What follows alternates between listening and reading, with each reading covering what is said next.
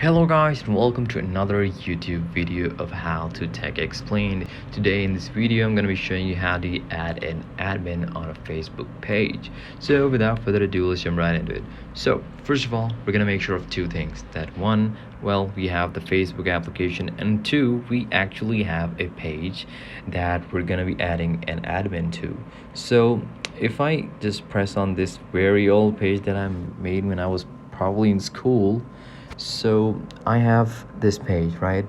And I want to add an admin. What I'm gonna do is I'm gonna go to the professional dashboard. Once I'm there, then you can see there's different tools here. Now previously you could seriously just see this option right on the top, but now you have to press see more to see this option which says page access. I'm gonna hit that.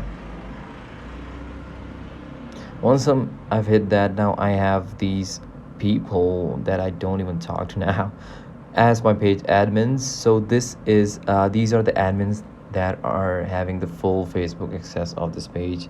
You can add people with task access and you can add business accounts, but if you want to add you can add any admin, you can press the add new button here, and then it will scan through your, you can just choose whoever you want from your Facebook's friends list, and then you can add whoever you want as admin on the page. So that is pretty much pretty simple.